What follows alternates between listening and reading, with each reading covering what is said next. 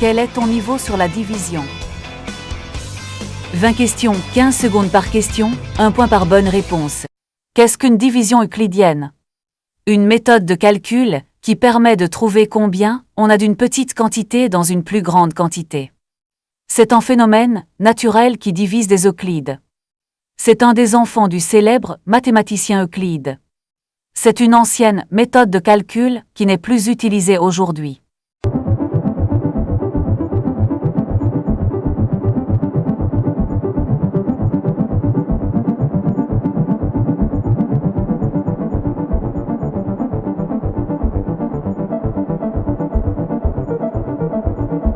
La réponse est une méthode de calcul qui permet de trouver combien on a d'une petite quantité dans une plus grande quantité. Y a-t-il une différence entre la division euclidienne et la division d'entiers naturels? Il y en a plus d'une, ça n'a rien à voir. Aucune différence, c'est la même chose. Il y a une petite différence que seuls les experts connaissent. Il y a 2 différences.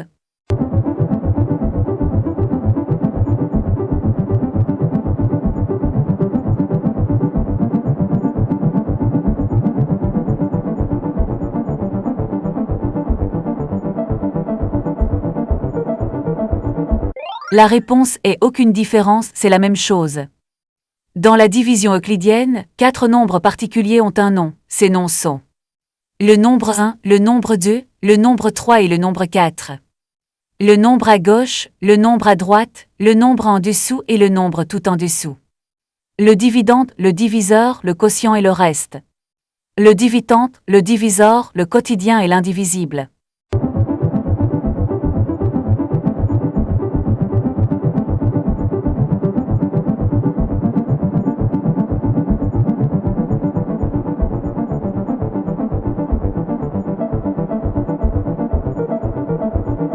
La réponse est le dividende, le diviseur, le quotient et le reste. Que veut dire poser la division? C'est écrire le dividende, le diviseur, le quotient et le reste, tous alignés sur la même ligne. C'est effectuer la division à la calculatrice. C'est écrire le quotient et le reste en les plaçant en diagonale l'un par rapport à l'autre.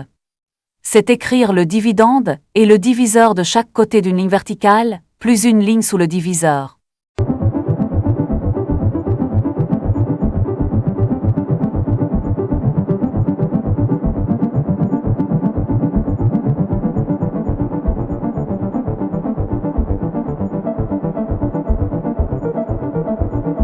La réponse est écrire le dividende et le diviseur de chaque côté d'une ligne verticale, plus une ligne sous le diviseur. Quelle est la forme correcte de la division posée? La forme A. La forme B. La forme C. La forme D.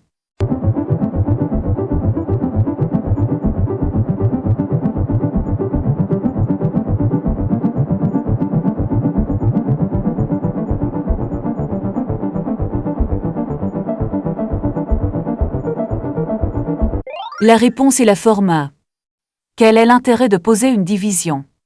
Se sentir moins lourd. Aucun intérêt.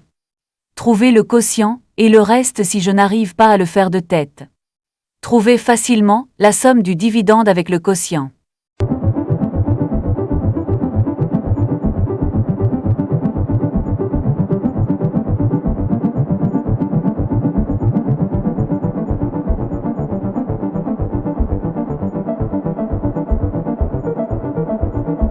La réponse est trouver le quotient et le reste si je n'arrive pas à le faire de tête.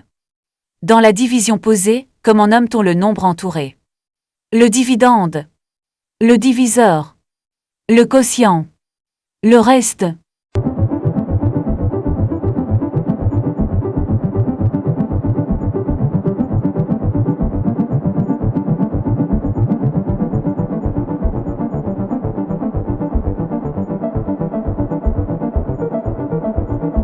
La réponse est le dividende.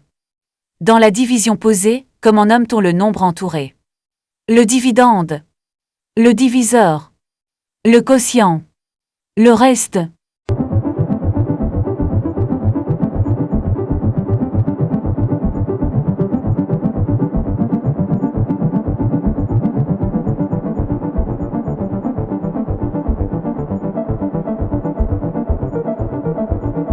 La réponse est le reste. Dans la division posée, comment nomme-t-on le nombre entouré? Le dividende. Le diviseur. Le quotient. Le reste.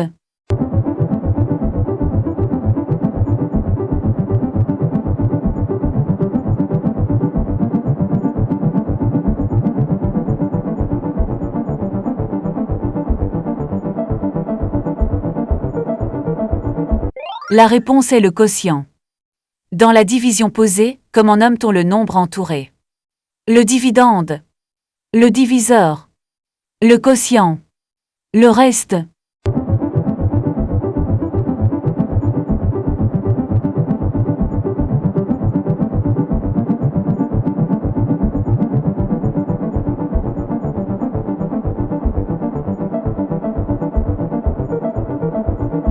La réponse est le diviseur. La division euclidienne peut aussi s'écrire sous la forme d'une égalité, laquelle le dividende est égal au quotient plus le reste plus le diviseur. Le quotient est égal au quotient multiplié par le reste multiplié par le dividende. Le reste est égal à 0. Le dividende est égal au diviseur multiplié par le quotient plus le reste.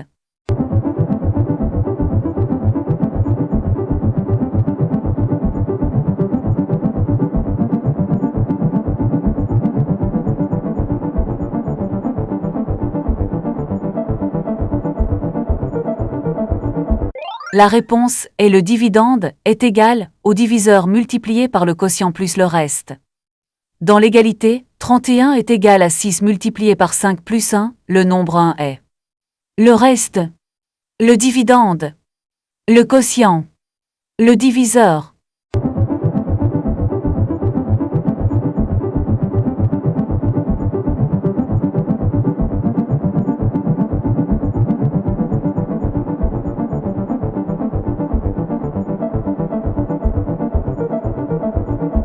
La réponse est le reste. Dans l'égalité, 31 est égal à 6 multiplié par 5 plus 1, le nombre 31 est le reste, le dividende, le quotient, le diviseur.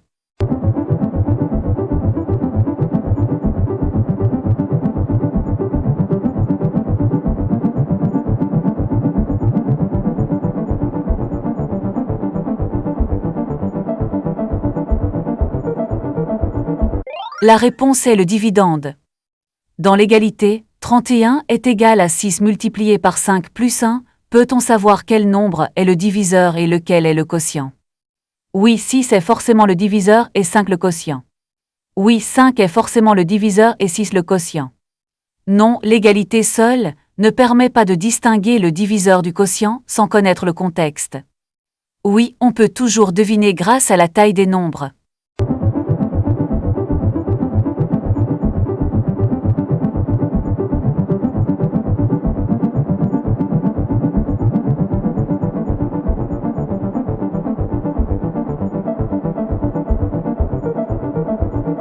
La réponse est l'égalité seule ne permet pas de distinguer le diviseur du quotient sans connaître le contexte.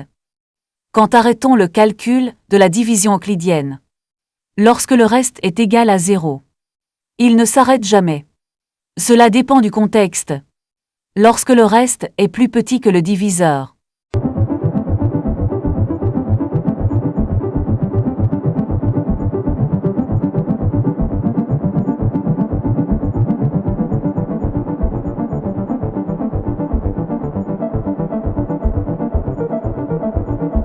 La réponse est lorsque le reste est plus petit que le diviseur.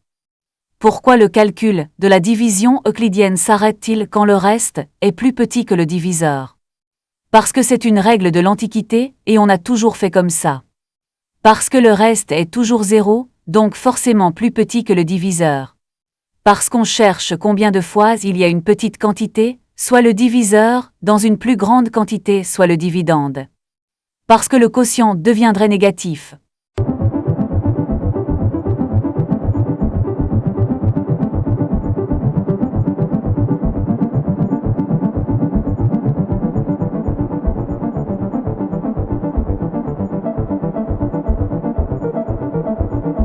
La réponse est parce qu'on cherche combien de fois il y a une petite quantité, soit le diviseur, dans une plus grande quantité, soit le dividende. Le résultat d'une division euclidienne, dont le diviseur est 0, serait 0. Cela n'a aucun sens. Cela reviendrait à se demander combien de fois il y a rien dans quelque chose. Égal au dividende. Un nombre très grand.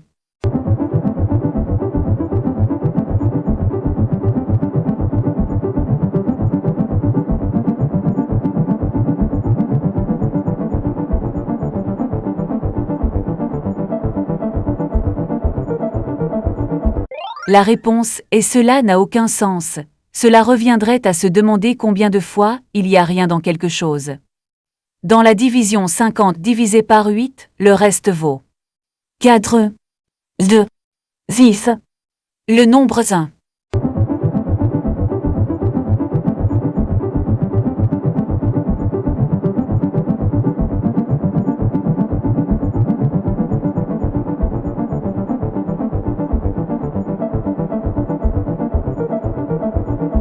La réponse est 2.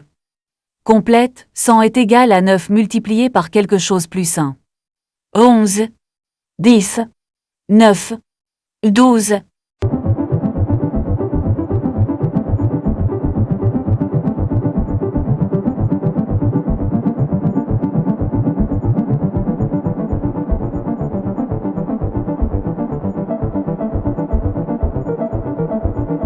La réponse est 11. Lequel de ces cas n'est pas une division euclidienne correcte? 14 est égal à 3 multiplié par 4 plus 2. 14 est égal à 3 multiplié par 3 plus 5. 14 est égal à 7 multiplié par 2 plus 0. 14 est égal à 4 multiplié par 3 plus 2.